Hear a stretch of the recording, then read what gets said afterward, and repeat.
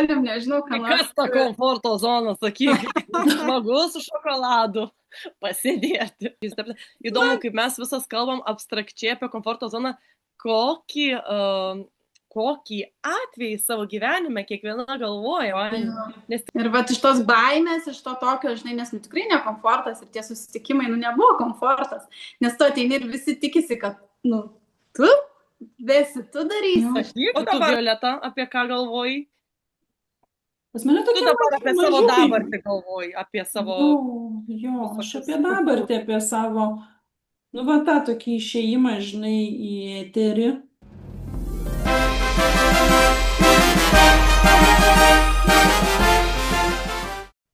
Ką, merginos, sveikos, malonu matyti visas. Sveiki, ar palaukit, ar nėra, ar jau filmuoja? Mes filmuojam jau senai. Ai, tai sveiki tada. Sveikos, kolegės, kaučerės. Sveikos merginos. Malonu pagaliau kažkaip pradėti filmuoti. Čia mūsų ne pirmas bandymas, bet nei vieno mes neišleidom į eterį kažkur toliau, nes vis kažkur ieškom to tobulumo, man atrodo. Ir galim pasakyti, kad net savo podcast'o pavadinimą labai ilgai kažkaip rutuliojom, galvojom, norėjom, kad būtų ir gaivus, ir smagus, ir su prasme. Tai aš nežinau, Karolina, gal tu? Taip, tai pavadinimas ilgai pas mus keliavo, bet sugalvom tokį labai vasarišką, vasara jau į pabaigą, bet vis tiek tokį labai gaivų, vasarišką mūsų pavadinimas bus Lemonadas. Tai taip mes turbūt sugalvojom tokią metaforą, kaip čia galvom pavadinti tas tokias temas gyvenimiškas, kurios gražiai viską apjungtų į gražią metaforą. Iš tikrųjų, lemonadas, manau, labai tinka, nes tas gyvenimas visiems mums paberia kartais ne tik saldžių obuolių, bet ir rūgščių citrinų ir iš jų tiesiog reikia kartais pasidaryti lemonadą. Tai mes turbūt bandysime savo pašnekesiais išspausti iš citrinų sultis ir pagaminti lemonadą. Tai pažiūrėsim, kas išeis. Tikrai taip. Tai dabar citrinukės mes turim prisistatyti mūsų vienas mylimiausių momentų. Tai net nežinau, kuri noriu pradėti. Kuri pirma? Violeta, duodam tau. Man duodat? Taip, labiausiai mėgsti. Taip, čia aš ta, kuri labiausiai mėgstu. Mes dar kartą paklausysim tave. Labai rūgšti užduotis, kaip lemonadui. Tai aš esu Violeta, kaučingo specialistė, kurią vis persekioja tokia tema kaip naujos pradžios, tik tai su įdomiu tokiu kabliuku. Tos naujos pradžios tai ne kažkur išvažiuoti, pakeisti plaukų spalvą arba viską gyvenime pakeisti, bet iš esmės gal grįžti prie savo tikrumo, autentiškumo. Tai vat aš taip ir dirbu su žmonėm. Mes ieškom gal drąsos vėl būti savimi. Taip, ir tavo treniruotės, kurias vedi, tai tikrai irgi veda į tokią gerą pradžią tavo viešo kalbėjimo. Tos viešos kalbėjimo treniruotės irgi buvo toksai žingsnelis iš komforto. Ir tikrai į naują pradžią, nes kalbėti viešai, mes žinom, nėra taip paprasta, kaip atrodo. Taip, kažkas atsitinka, kai tą mygtuką pasispaudė, tai kažkaip atrodo ir delnai prakaituoja, ir įtampa jaučiasi. Tikrai kažkoks keistas jausmas, atrodo, wow, kaip man dabar būti savimi ar nebūti toks jausmas. Bet mes tikrai labai stengsimės čia paprastai būti savimi, nes turbūt taip ir reikia, kad tai būtų. Aš net pasakyčiau, gal mokytis būti savimi. Pabandysim. Išmokti irgi. Nes mes irgi mokomės iš tikrųjų. Nors esam kaučerės, bet realiai tai mokomės kartu su savo klientais net kartais, ar ne? Taip, tikrai taip. Alvyda, dabar tau. Aš būsiu paskutinė. Tai ką? Tai aš irgi kaučerė. Aš šiandien galvojau, kaip prisistatyti, ką čia pasakyti, apie ką aš esu. Tai aš esu apie bendrystę, apie moterį, Man labai rūpi tos temos apie moters stuburio auginimą, apie moteriškumą. Aš net šiandien pagalvojau, dabar tai pasakysiu ir taip skamba labai gražiai, bet aš nesu nei guru, nei mentorė, aš tiesiog einu per tas temas pati, man jos yra pačiai aktualios ir kartais pati ir krentu, ir keliuosi. Ir vėl iš naujo, dėl to ir einu coachingę būtent per tai. Dar kas įdomu apie mane, tai kad aš esu menininkė, skulptorė. Ir iš tikrųjų coachingą atėjau su tokiu tikslu, kad apjungti tai. Buvo momentų, kai galvojau, kad tikrai tai neįmanoma padaryti, bet vėliau supratau, kad tai galina mane tiesiog vesti pokalbį, bendrauti su žmonėm. Dar vieną dalyką galvojau šiandien pasakysiu, bet dabar pat nežinau, ar sakyti ar nesakyti. Tai jau pradėjai. Tai va, bet jaudulys jau dabar kyla, jau viskas, jau pasiruošimas kažkur ir dabar viskas kitaip. Tai kažkaip prisiminiau šiandien apie savo aprangos dizainerės tokį momentą ir etapą, kai buvau ir iš tikrųjų ne vienerius metus tuo užsiėmiau. O kodėl aš tai prisiminiau? Todėl, kad dabar esu ant šviežienos, todėl, kad pradėjau vesti savo profilį naują Instagrame. Ir vis sulaukiu tokių klausimų, kad vieniem patinka, kitiem nepatinka, vieniem per aštru, kitiem dar kažkaip. Bet aš dabar dėl to reflektavau su savim ir supratau, kodėl. Todėl, kad tas dabar profilis yra antiek apie mane, kad aš apjungiau visas žodžiu aistras ir esu labai laiminga, patenkinta ir net šiandien į podcastą atėjau su tokia jėga, energija ir pasiryžus kalbėti per baimės, išeiti iš komforto į savo diskomfortą. Tai va. Nu, fainiai. Malonu susipažinti su tavim, Alvyda. Dar kartą. Kiekvieną kartą prisistatymas vis dar kažkokio pridedamųjų dalių būna, tai smagu išgirsti. Vis kažko naujo. Nu, Karolina dabar. Dabar jau mano eilė, tai aš irgi esu. Mes visas esam coachingo specialistas, dėl to ir susibūrėme kartu. Aš einu per gyvenimą, ieškodama savęs pažinimo technikų. Ta jau darau labai seniai, tai tiesiog pati studijuoju gyvenimo mokyklos universitete ir vieną pamoką, ir kitą, ir tas savęs pažinimas man visą laiką buvo labai įdomus, taip ir atsiradau coachingo mokykloje, tik dėl to, kad pažinčiau dar geriau save ir tenais supratau, kad čia tik tais pradžia į savęs pažinimą, tai šiuo metu studijuoju žmogaus dizaino sistemą, tai angliškai vadinasi human design, tikriausiai daugiau pažįstama šitas terminas. Ir tai yra savęs pažinimo sistema, apjungianti daug sistemų, tokių kaip čakrų sistema, astrologija, kvantinė fizika, I Ching ir panašiai. Tai šiuo metu dirbu su žmonėmis, kurie nori save pažinti per šitą sistemą ir tiesiog padedu juos vesti per šią sistemą, ją geriau suprasti, pažinti save ir atsakyti savo į daugybę klausimų. Tai tiek bus apie mane. Labai įdomu. Visą tai, ką tu darai, man atrodo, moterim ypatingai labai įdomus dalykai. Taip. Labai smagus. Aš visada laukiu Karolinos įžvalgų kažkokių žinučių. Va tau pagal profilį tai taip. Karolina labai dosniai mumis apdovanoja iš tikrųjų. Kai mums kyla kažkoks nerimas ar kažkokios kryžkelės, tai Karolina sako, palauk, pažiūrėsiu, kas ten pas tavai. Pažiūrėsiu, jo. Nes iš tikrųjų yra labai daug klausimų, kuriuos galima atsakyti, bet užtrunka laiko juos suvokti ir priimti, nes nėra gyvenime nė vienos instrukcijos, kuri taip greitai pasakytų. Dažniausiai reikia laiko tuos atsakymus rasti. Na ką, tai išduodam, ką šiandien kalbėsim, kad šiandien mūsų ta tema yra komforto zona, tas toks minkštas, mielas ir malonus burbuliukas. Kaip jums su tuo burbuliuku sekasi sutart? Tikrai burbuliukas. Aš dabar darau tą. Esu dabar komforto zonai, nes man visai viešai nesu didelė mėgėja viešai kalbėti ir iš tikrųjų savo profilį Instagramo pradėjau vesti ir žadėjau daug kartų pradėti viešai kalbėti, žiūriu kitus žmonės, kaip jiems pavyksta, o man tai yra sunku, ranka prie širdies, tai yra sudėtinga ir šiuo metu irgi nelengva, tai tikra komforto zona, tai tas burbuliukas tikrai sudėtingas. Sudėtingas. Tai kas yra ta komforto zona? Vat kas yra, pavyzdžiui, kaip jums atrodo? Kas jums pačiom yra komforto zona, ar ne, kai užsibūnam joje, tam burbule? Violeta, tu pasisakyk.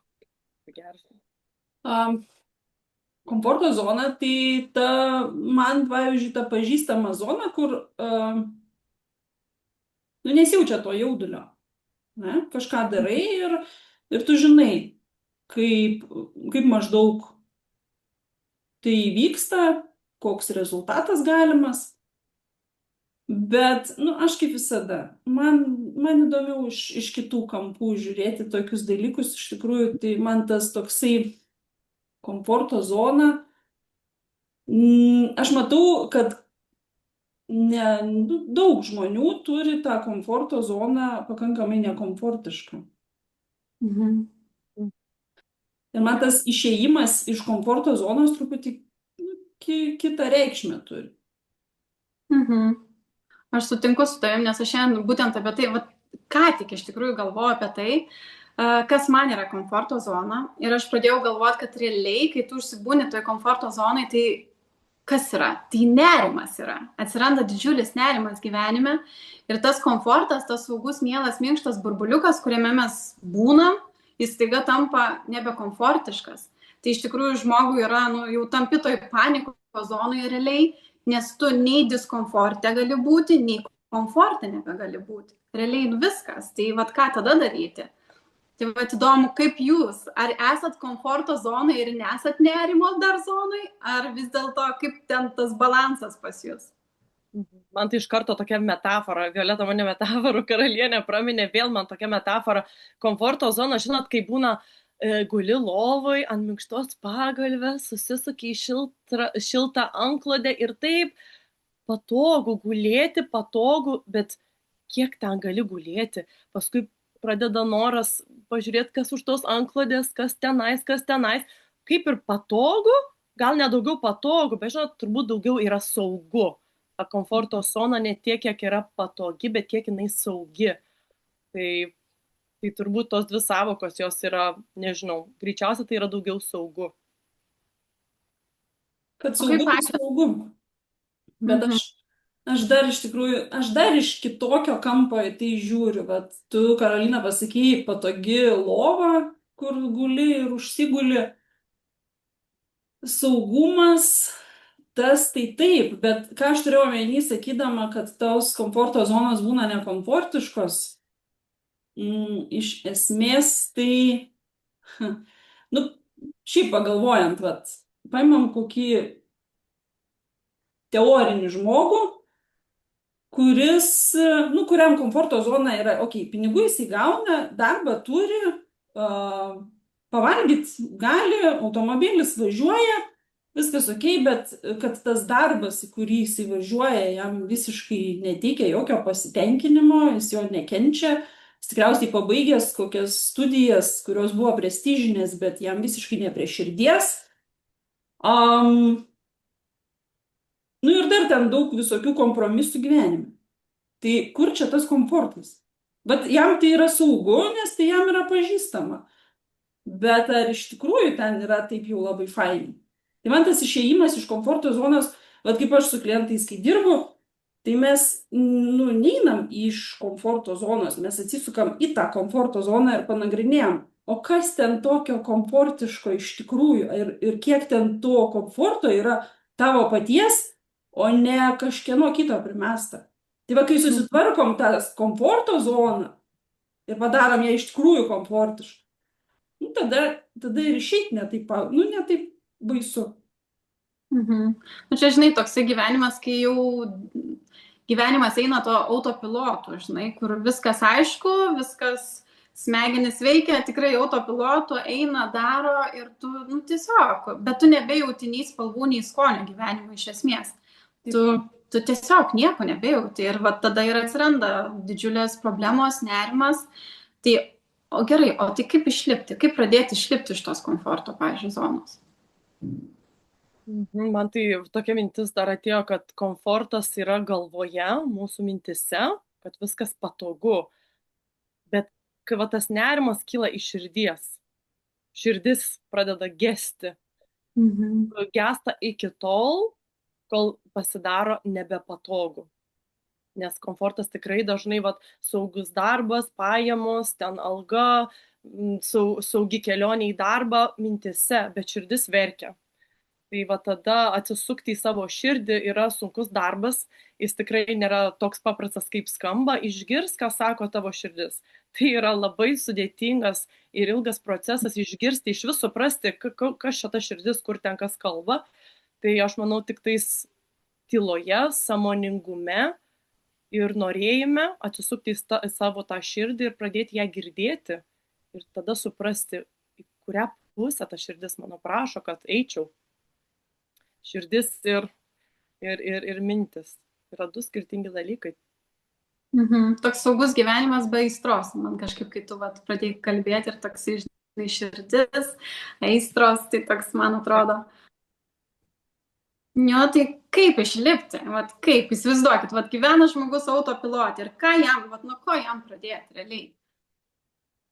Atpažįsta save, tikrai, neįdomu, viską darau kažkaip neįdomiai, viskas vienoda.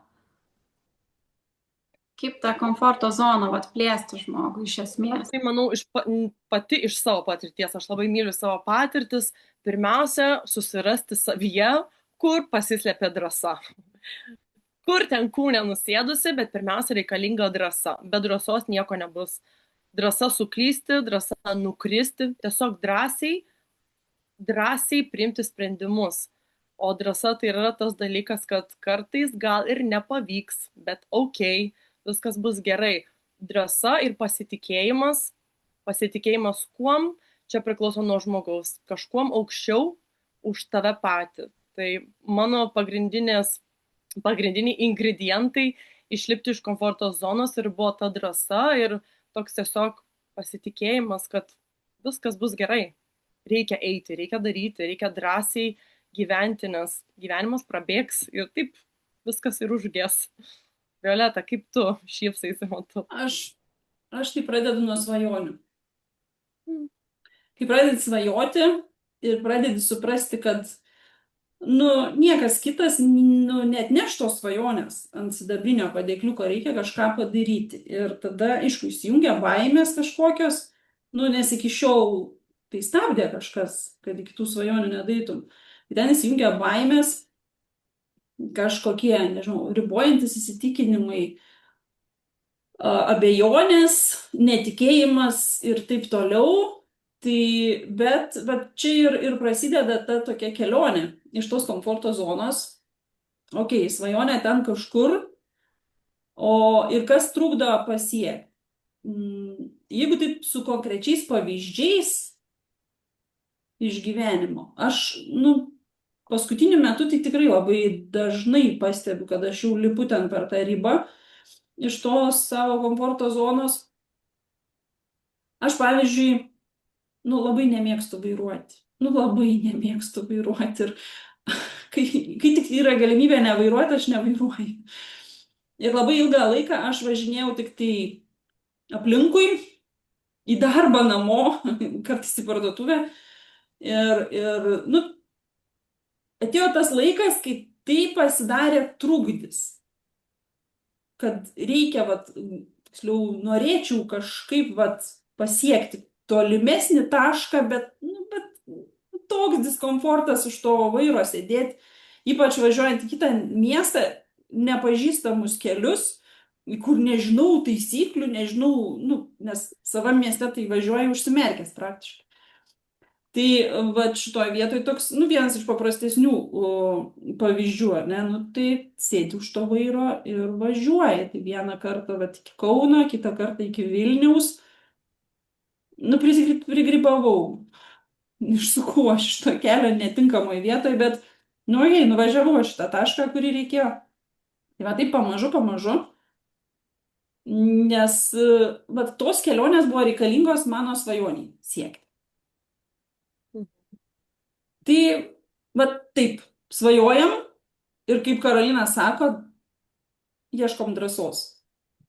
Aš dar Tiek. pagalvoju, kad mes labai daug šnekam, žinai, apie va, ten darbą, apie tokius didelius dalykus, bet iš esmės, pavyzdžiui, kad plėsti savo tą komforto zoną, nu tai tarkim išeiti į tą diskomfortą, taigi gali žmogus tai daryti po truputį ir labai mažai žingsneliais, labai mažus dalykus. Tiesiog pagalvotų, nu kas šiek tiek mane gazdina. Nu pavyzdžiui, aš net šiandien pagalvojau tokį pavyzdį. Pavyzdžiui, mane gazdina eiti į kavinę viena ir gerti kavą viena. Su telefonu, okei, bet viena, pavyzdžiui, man jau būtų diskomfortas. Ir aš manau, kad jeigu žmogus nori po truputį kažką keisti, va tiesiog, nu, išvysti, jis gali labai mažus dalykus daryti, net tie patys įpročiai, ar ne, kažkokį įprotį pakeisti irgi išlipimas iš tos komforto zonos. Ir žiūrėkit, kaip smagu, kai kažką pakeiti, kai kažką įveikiai. Įveikiai vieną, įveiksi antrą, trečią, penktą ir žiūrėk, paskui nebe taip ir baisu. Kažkur ne taip baisu, kažkur vėl gal baisu, bet tiesiog, nes tas komfortas, jis gali plėstis, iš esmės pa žmogus smegenyse, jis gali išsiplėsti šiek tiek, ar ne? Tai reikia, nu, tiesiog bandyti. Nes aišku, kartais yra baisu, nes kai mes pasakom, lipk lauk iš tos komforto zonos, ar ne, į tą nepatogumą. Ir kiti žmonės įsivaizduoja, kad tai turi būti kažkoks grandiozinis dalykas, kur, nu, tikrai panika visą laiką. O realiai tai gali būti labai labai maži dalykai. Tiesiog pabandykit. Nu tiesiog. Vat ko bijot, vat pagalvokit, užsirašykit, ko bijot ir pabandykit. Čia kaip treniruoti tą drąsos raumenį. O truputėlį, kaip sporto salė, irgi juk neimi ten svarmenų pačių sunkiausių, pradedi nuo mažų, tai tiesiog treniruoti tą savo. Bet šiaip jo, Violeta, kaip pasakė apie svajonės, tai čia turbūt pridėčiau, kad būtų pirmas dalykas leisti savo pasvajoti ir suprasti, ko aš iš tikrųjų noriu. Svajonės nieko nekainuoja. Svajonės yra saugus dalykas, jų niekas nežinos, gali savo galvoje juk svajoti, nebūtinai kažkam apie tai pasakoti, bet leisti savo pasvajoti tai yra labai svarbus dalykas, nes aš pati, kiek esu dirbusi su žmonėmis, coachingo sesijų metu, pagrindinis dalykas, su kuo susidurdavau, net rašiau iš tikrųjų įrašą savo socialiniai medijų apie tai, kad žmonės net nežino, ko jie nori. Jie žino, kas yra negerai, kas nepatinka, kur yra nepatogu, bet kai paklausi, o ko tu norėtum, galva tik į šoną, akis į viršų, bet neišeina sugalvoti. Vadinasi, žmogus, kuris jau nugyvenęs vos ne pusę gyvenimo, net nežino, ko jisai nori. Vadinasi, niekada neleidžia savo pasvajoti. Tai tos svajonės mums juk iš tikrųjų nebereikalo, mes esam sukurti taip, kad galėtumėm svajoti. Vadinasi, tai yra kažkokia prasmė viso to, tai aš labai sutinku su tavim, Violeta, dėl svajonės ir su tavim, Alvyda, kad mažai žingsniukais treniruoti, tiesiog treniruoti po truputėlį. O kokius dalykus, na, galima jau ten giliau eiti, susirašyti ar sąrašą, ar kažkokias daryti terapiją savo, ar eiti pas coachingo specialistus, susižiūrėti, ko nori. Bet pirmiausia, tai svajonė, drąsa ir tie maži žingsneliai. Maži žingsneliai gali toli nuvesti. Maži žingsneliai visiems veikia. Nes, nu, kaip coachingo metu, pradėjus coachingą studijuoti, mokytis, man, pavyzdžiui, didžiausias toks atradimas buvo, kokio skirtingumo mes kiekvienas esam. Mes net tą pačią komforto zoną, visos trys net, nu, mes skirtingai ją įsivaizduojam. Ten galvoj vaizdas kažkur viduj, nu tikrai skirtingas. Ir visi ten tie, kurie, ir tos baimės išeiti iš komforto zonos irgi pas visus skirtingos. Ir visiems veikia skirtingi būdai, tais mažais žingsniukais, ten vienas eis tiesiog kažkokiais mažais gabaliukais, kitas gal labiau galvoj mažais gabaliukais, planuosis, kaip čia ką padaryti. Tai aš irgi pradėjau nuo mažų žingsniukų. Man, pavyzdžiui, taip irgi kalbėti įraše irgi didelis iššūkis buvo. Ir ką aš pirmiausia padariau, tai iš tikrųjų sugalvojau, kad, nu, vienai nedrąsu, bet keliese, tai gal visai nieko. Ir kalbam dabar kelios susitikusios, nes taip smagiau, saugiau ir linksmiau. Šiek tiek komforto įsinešiai. komforto tikrai daugiau. Tai va, dar vienas būdas. Mažai žingsniukais ir dar ne po vieną. Susiraskite Taip. draugų. Svarbiausia į priekį. Taip. Dabar kažkaip aš galvoju, gal pakalbam apie tai, kaip, kodėl verta tada į tą diskomfortą eiti, nes mes taip nupiešiam labai Nu taip, iš pakankamai. tikrųjų, kam čia reikia, jeigu taip fainai, patogu, tai. Nu, realiai, iš tikrųjų, kai pagalvoju, bet tai komfortas, gi toks žodis gražus, komfortas. Dėl kokių priežasčių jūs, pavyzdžiui, save stumėt į tą diskomfortą? Nu, konkretus, pavyzdžiui, kokie? Aš, kaip ir prieš tai minėjau, iš tikrųjų pas mano komforto zona buvo tokia labai ne mano. Jinai buvo sudaryta iš daug svetimų idėjų, minčių, daug kažkokių taisyklių, kurios gal ten kažkam priimtinos ir tiesiog kažkurio momentu gyvenimo teko prisitaikyti. Tai vat, čia buvo pirmas dalykas. Nu, kadangi tai vat, aš irgi apie tą autentiškumą, grįžimą prie savo tų tikro buvimo, tai aš nuo to ir pradedu iš tikrųjų, kad man buvo svarbu išsirankioti iš tos komforto zonos, kas yra ne mano. O kad išsirankioti, tai vis tiek turi judėti iš jos, nes turi išnešti tai, kas ne tavo, ir atsinešti, kas yra tavo. Ir visada ta riba tokia, nu, baisi. Toks vaizdas galvoj, kai kalbi apie išėjimą iš komforto zonos, riba tokia, skardis. Ir reikia eiti į kažkokią nežinomybę. Aš dar dėčiau, tai toks skausmas atrodo, žinai, kartais taip skauda, kai reikia išeiti iš tos komforto zonos, iš to saugumo, pradeda labai skaudėti. Aš gal norėčiau dar pasakyti, kas tas diskomfortas man, nes tu taip kalbi ir, žinai, man mintis verda. Tai man, aš galvoju, diskomfortas, aš kažkaip toks savotiškas malonumas. Žinai, kai tu padarai, va tam diskomforte, kai tu kažką nugali, kai tu kažką įveiki, kažką pabandai, tai taip iš tikrųjų veža, kad tu realiai, kai tu tikrai, nu, kaip plėti tą, tai paskui jauti, kaip veža tai. Ta prasme, nu tikrai, tu toks atrodo ir tas gyvenimas kitoks, ir atrodo gali daugiau padaryti. Tas pats, kaip aš ir kalbėjau apie stuburą, ar ne, savo stuburo auginimas. Tai man atrodo, čia yra labai labai svarbus dalykas, kai tu dažnai save išvedi tą diskomfortą, tada tu tik gali auginti tą savo stuburą, auginti save ir jaustis užtikrintai gyvenime. Man taip atrodo. Aš, žinai, kažkaip visada vizualiai, bet vizualiai matau vaizdus, tai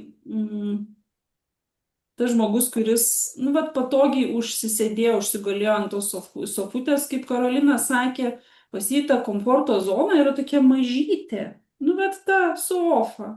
Ne, ką tu ant tos sofos nuveiksi, kažkada pradeda skaudėti šonai nuo to gulėjimo, tai nenori, eini jau kažkur judi į šonus. Ir kuo tu daugiau žengi žingsniukų iš tos komforto zonos, čia tas posakis, kai būna one step at a time, nes kai į priekį nematai rūkas, žengi žingsnį, tai tu vėl į priekį kažką matai. Tai va taip plėti tą tokią matomą zoną ir tada iš tos mažos zonos jau ten daugiau vietos, ten daugiau galim nuveikti.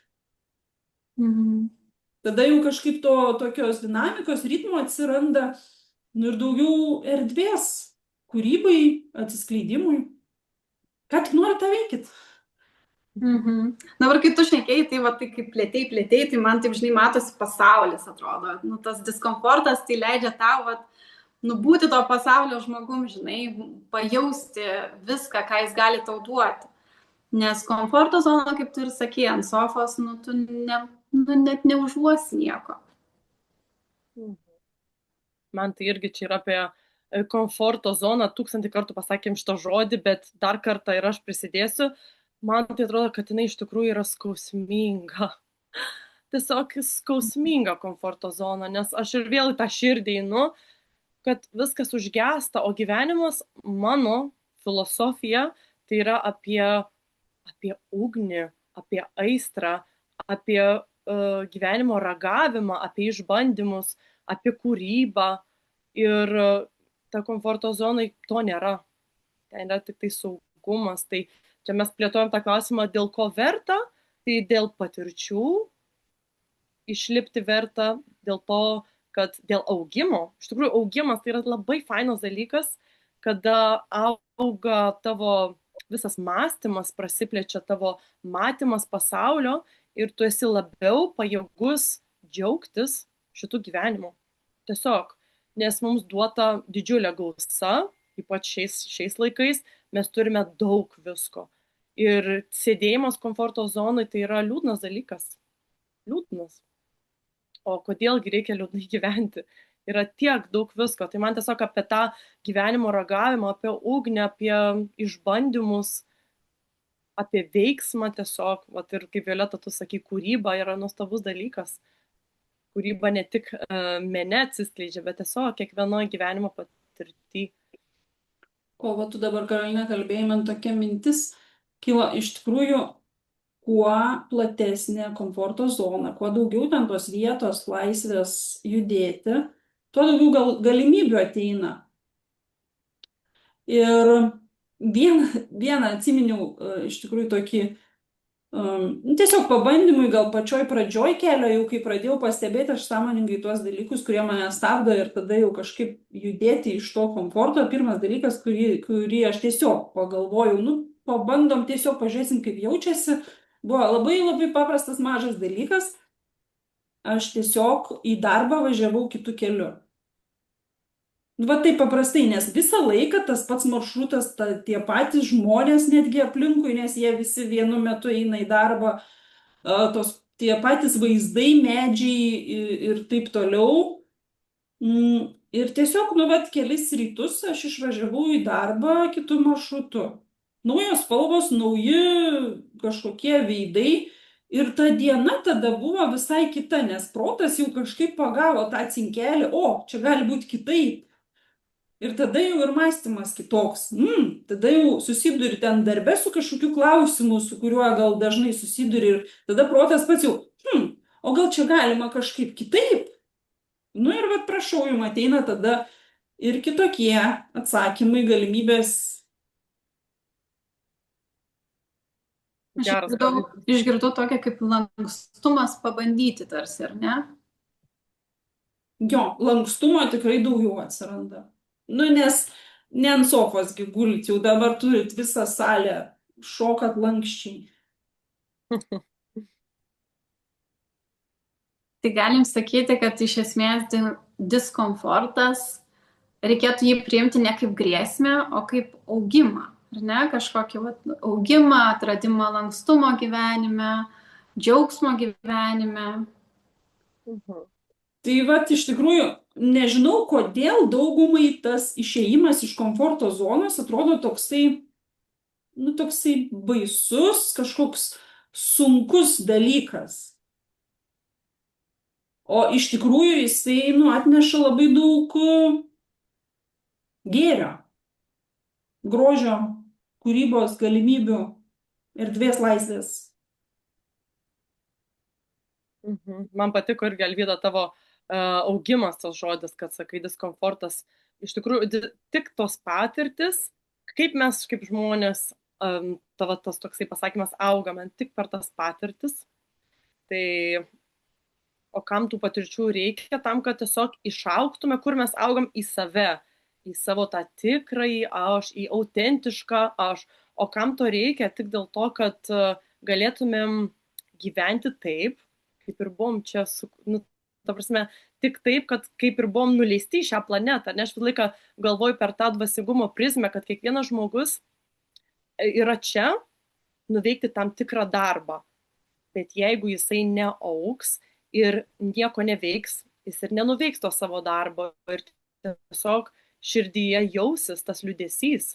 Ir tiesiog, apie tą liūdesį tikrai, aš daug pastebiu, kad yra daug žmonių, kurie liūdi šiam gyvenime tik dėl to, kad negyveno to autentiško gyvenimo. Aš žinau, kad tas žodis autentiškumas yra taip dažnai vartojamas ir aš dabar pastebiu tam toj socialiniai medijai, kad visi kas čia per autentiškumas, bet tai yra iš tiesų labai, labai svarbu, tai buvimas tikruoju aš, manau, nieko nėra gražiau negu tą pasiekti, bet tai yra procesas, tai yra kelionė, tai neatsitiks sėdint ant mūsų paminėtų 100 kartų sofkutės.